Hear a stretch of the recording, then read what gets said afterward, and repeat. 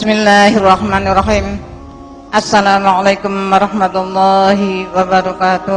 Assalamualaikum. Buya, saya mau tanya masalah ojek. Apa? Ojek. Katanya ada Ojek. yang bilang naik ojek itu haram.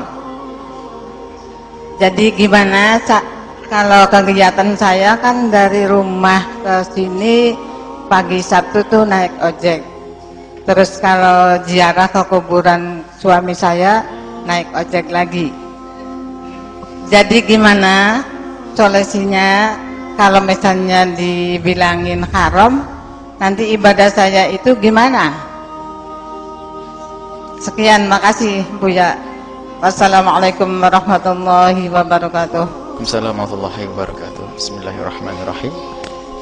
Masalah ojek, ketahuilah bahwa yang haram itu khulwah, berduaan.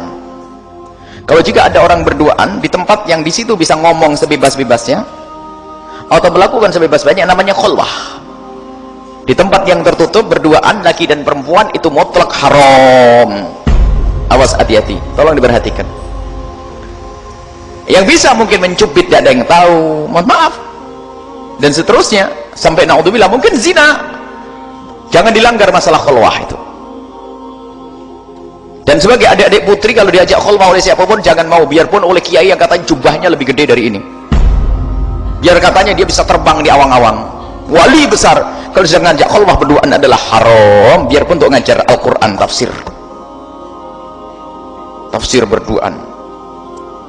Karena santrinya cantik dikasih pelajaran paling terakhir, di lama-lama difasih-fasihkan agak lama, kemalaman nanti saya anterin neng, iblis sudah masuk lagi, suruh mijet dan sebagainya. Gimana ini santrinya suruh mijet di kamarnya, innalillah, biarpun nggak ngapa-ngapain. Iblis yang ketiga, haram berduaan, mutlak haram, biarpun untuk ngajar Al-Quran, berduaan dengan orang yang bukan mahramnya. Tolong dengerin semuanya, jangan ngentengin, biarpun dipanggil oleh orang yang katanya wali besar, kutub. Nah, ya. Makanya kita tidak senang kalau ada anak-anak. Kita ingatkan anak-anak datang, misalnya kalau dipanggil datang sendiri, itu langsung biasanya kena marah. Memangnya begitu aturannya di sini. Kalau ada orang Buya manggil nama satu orang, tentu harus membawa satu orang untuk nemeni. Bukan berdui melonong sendiri, assalamualaikum, waalaikumsalam. Nggak ada begitu. Dan ini dijalankan syariat Nabi SAW. Biarpun tuh ustadz, memangnya sejedor gitu sama nggak boleh, dia laki-laki. Tidak boleh, haram ya haram sudah. Apalagi yang bukan, hati-hati. Satu. Kemudian masalah jika tidak khulwah, kelihatan sama orang, namanya ikhtilat. Jadi ikhtilat itu tidak haram asalkan memenuhi 5 syarat. Kalau salah satu syaratnya ini dilanggar jadi haram. Yang pertama, perkumpulannya tersebut atau laki perempuan tersebut tidak berduaan, ya kan? Tapi ada yang lainnya seperti ya. Syarat yang pertama apa? Sama-sama menutup aurat. Sama-sama menutup aurat. Tapi kalau kita ikhtilat berkumpul dengan orang yang tidak menutup aurat, hukumnya haram. Makanya jangan tersinggung suatu ketika jika ada orang jualan tidak pakai kerudung lalu sebagian ustadz menghindar. Bukan masalah jual belinya, kalau transaksi mau tidak mau melihat, ya, mau tidak mau, masih ada orang lain yang jualan kok, yang pakai kerudung kok, berarti saya melihat mau tidak mau. Jangan dianggap tidak haram ini. Benar kan ada orang lain, bukan permasalahannya itu mau tidak mau saya ngelihat. Kecuali kita lagi duduk naik motor begini, ada orang pakai baju setengah badan di depan kita, ya ini kan ini juga enggak, kalau begini saya ketabrak kita, tapi tetap jangan memperhatikan dia. Cuman kalau saya datang ke toko kan sengaja. Nah ini beda. Jangan dianggap sepele, ini masalah haram ini. Kalau masih ada pilihan yang menutup aurat, karuan laki-laki. Nggak pakai kerudung laki-laki memang. Jadi seperti itu. Ini pun dipikirkan karena apa? 5 hal. Jadi menutup aurat. Jadi kalau perkumpulan laki perempuan baru sah kalau sama-sama menutup aurat. Cuman kalau kita pergi pasar memang tidak bisa ngatur pasar. Orang pada nggak menutup aurat misalnya, jadi kita betul basar tutup mata. Cuman kalau sesuatu yang kita sengaja untuk berkumpul lalu di situ tidak menutup aurat, kecuali satu untuk dakwah. Kita pernah masuk satu tempat yang di situ adalah wanita-wanita yang tidak menutup aurat. Memang biasanya tidak menutup aurat, tapi tujuan kita untuk dan kita pun mata harus menjaga, tidak pelantang memperhatikan si A si B-nya.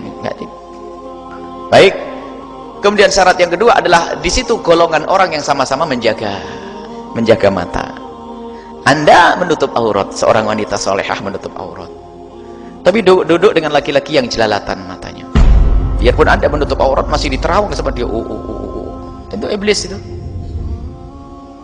Kebayang, mohon maaf, memperhatikan lekuk-lekuk, diperhatikan ini. Lihat, haram. Anda tidak boleh duduk dengan laki-laki fasik kayak seperti itu. Jadi dengan laki-laki yang ini. Sekarang tukang ojeknya soleh atau enggak, kan begitu pertanyaannya. Baik atau enggak, kira-kira seperti apa? Kan harus tahu di sini tukang ojeknya. Anggap saja Anda menutup aurat, tukang ojeknya baik-baik, tukang ojeknya baik. Nanti yang menjawab adalah rumus ini. Yang ketiga adalah obrolannya yang baik. Obrolannya baik. Biarpun pakai cadar, pakai kerudung, tapi yang dibicarakan porno, iblis itu. Haram. Yang keempat, tempatnya baik. Coba, kalau tempat maksiat, hati-hati, tempat maksiat luas sekali. Kalau tempatnya tempat maksiat yang haram, coba pakai kerudung, kopiah putih, pakai imamah, jubah, baik atau tidak? Kerudung pakai cadar. Kita rombongan 4 orang bercadar, pakai busana musnah, ustaz pakai imamah. Kita akan melakukan satu pertemuan untuk membahas tentang Maulid Nabi SAW. Di mana? Di diskotik.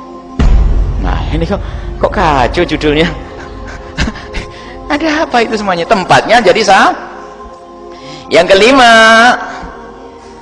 tidak terjadi nempel.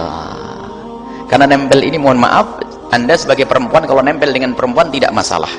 Tapi kalau laki nempel dengan perempuan, ada yang berbicara, setan dan hawa nafsu. Jangan anggap neropong, biarpun tidak melihat, kerasa di belakang. Coba. Sementara ibu-ibu kalau masak jauh begitu, ada jaraknya, dikasih koper begitu.